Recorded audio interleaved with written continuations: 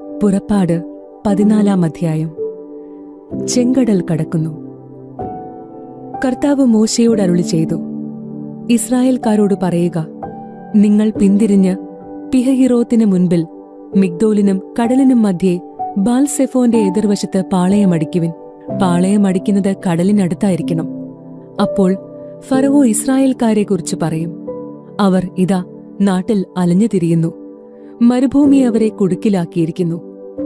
ഇസ്രായേൽക്കാരെ അനുധാവനം ചെയ്യത്തക്ക വിധം ഫറവോയെ ഞാൻ കഠിനചിത്തനാക്കും.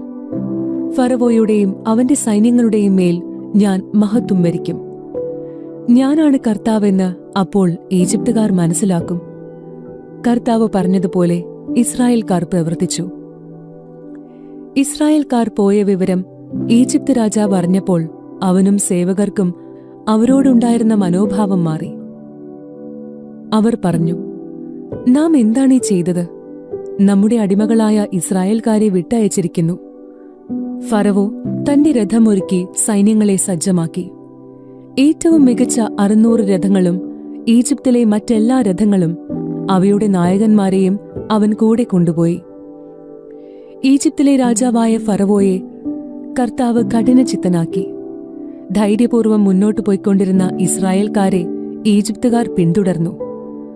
ഫറവോയുടെ തേരുകളും കുതിരകളും കുതിരപ്പടയാളികളും സൈന്യം മുഴുവനും കടൽ തീരത്ത് പിഹഹിറോത്തിന് അരികെ ബാൽസെഫോന്റെ എതിർവശത്ത് പാളയമടിച്ച ഇസ്രായേൽക്കാരുടെ സമീപം എത്തിച്ചേർന്നു. ഫറവോ സമീപിച്ചുകൊണ്ടിരുന്നപ്പോൾ ഇസ്രായേൽ ജനം കണ്ണുകളുയർത്തി നോക്കി. തങ്ങളെ പിന്തുടരുന്ന ഈജിപ്തുകാരെ അവർ കണ്ടു. ഭയവിഹ്വലരായ ഇസ്രായേൽക്കാർ കർത്താവിനെ വിളിച്ച് പ്രാർത്ഥിച്ചു.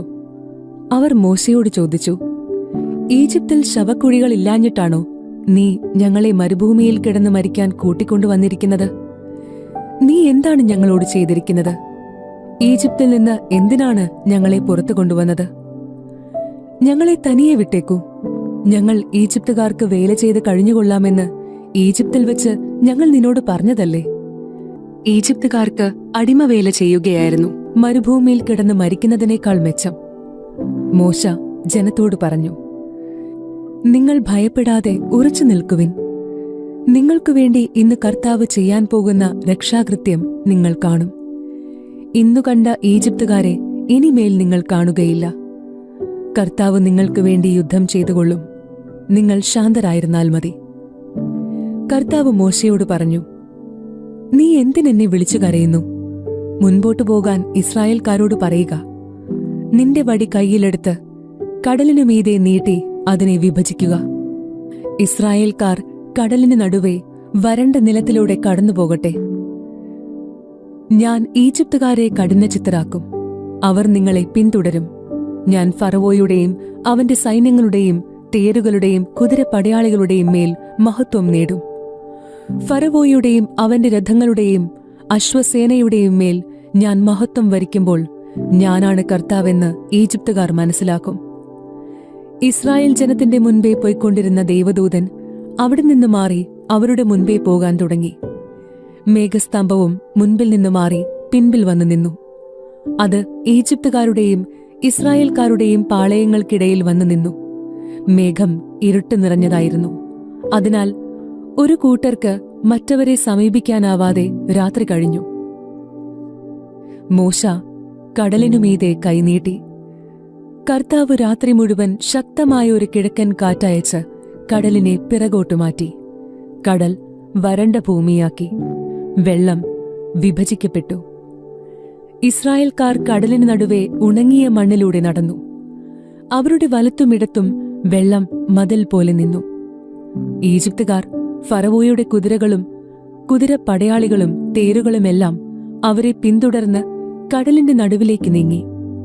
രാത്രിയുടെ അന്ത്യയാമത്തിൽ കർത്താവ് അഗ്നിയുടെയും മേഘത്തിന്റെയും സ്തംഭത്തിൽ നിന്ന് ഈജിപ്തുകാരുടെ സൈന്യത്തെ നോക്കി അവരെ പരിഭ്രാന്തരാക്കി. അവിടുന്ന് രഥചക്രങ്ങൾ തടസ്സപ്പെടുത്തി. തന്മൂലം ഗതി ദുഷ്കരമായി. അപ്പോൾ ഈജിപ്തുകാർ പറഞ്ഞു, ഇസ്രായേൽക്കാരിൽ നിന്ന് നമുക്ക് ഓടി രക്ഷപ്പെടാം. കർത്താവ് അവർക്കുവേണ്ടി ഈജിപ്തിനെതിരെ യുദ്ധം ചെയ്യുന്നു. അപ്പോൾ കർത്താവ് മോശയോട് പറഞ്ഞു, നിന്റെ കരം കടലിനു മീതെ നീട്ടുക. വെള്ളം മടങ്ങിവന്ന് ഈജിപ്തുകാരെയും അവരുടെ തേരുകളെയും കുതിരപ്പടയാളികളെയും മൂടട്ടെ.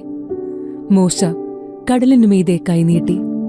പ്രഭാതമായപ്പോഴേക്ക് കടൽ പൂർവസ്ഥിതിയിലായി. ഈജിപ്തുകാർ പിന്തിരിഞ്ഞോടിയത് അതിനു മധ്യത്തിലേക്കാണ്. അങ്ങനെ കർത്താവ് ഈജിപ്തുകാരെ നടുക്കടലിലാഴ്ത്തി.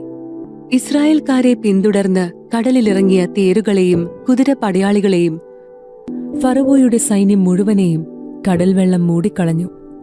അവരിൽ ആരും അവശേഷിച്ചില്ല. എന്നാൽ ഇസ്രായേൽക്കാർ കടലിനു നടുവെ വരണ്ട ഭൂമിയിലൂടെ നടന്നുപോയി.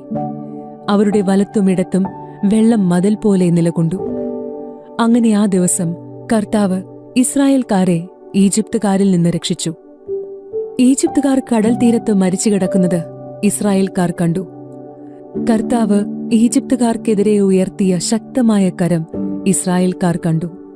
ജനം കർത്താവിനെ ഭയപ്പെട്ടു. കർത്താവിനെയും അവിടുത്തെ ദാസനായ മോശയെയും വിശ്വസിക്കുകയും ചെയ്തു.